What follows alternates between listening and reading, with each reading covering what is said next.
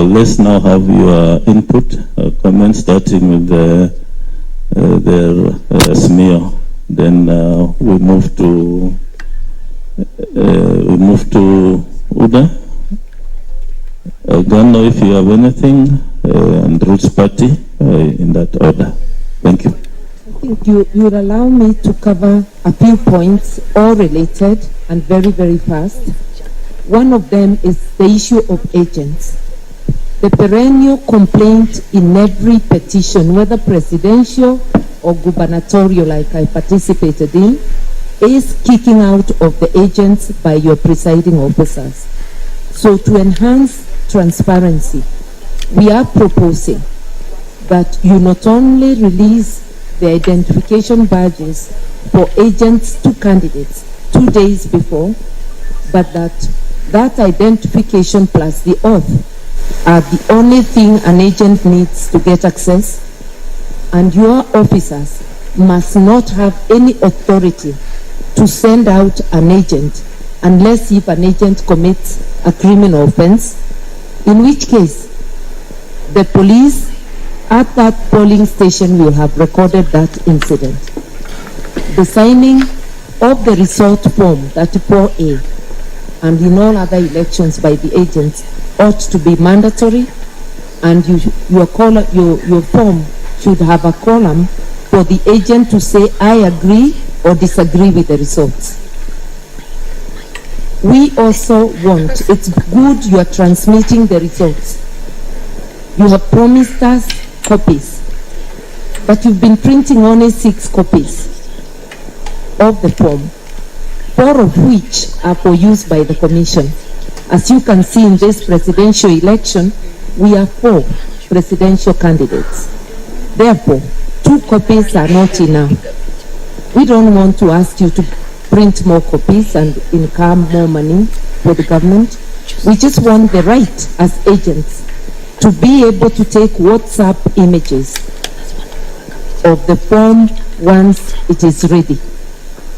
That way, whatever you transmit electronically cannot have vifaranga via computer, because the form will be out, everybody will have it, and the press, if they are in the room, will also have it.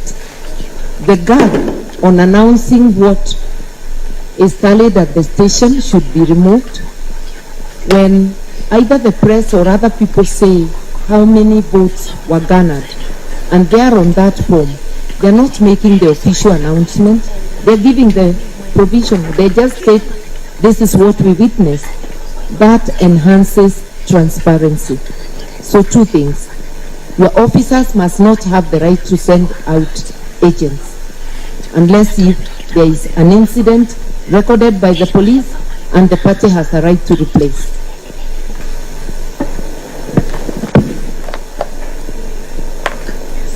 On the door.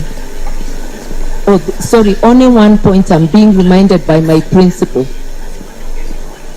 that the order of counting in every polling station, it should be clear that they start with the presidential ballot. They don't always do so. I've been at polling stations where it is not done that way. So let the commission be clear. And finally, people commit deliberate electoral offenses. That is employees of the commission, and they hide behind the word commission.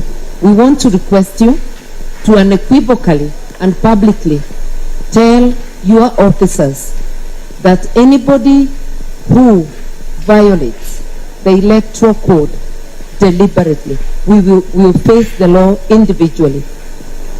Last year I tried to privately prosecute 3 of your officers.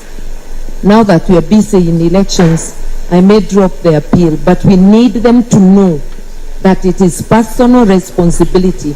The elephant called the commission must be dissected to that polling clerk, to that candidate, to everybody. Thank you.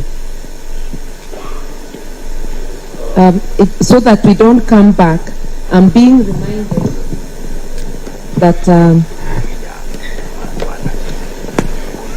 okay, I think the audit report had already been asked in the previous by our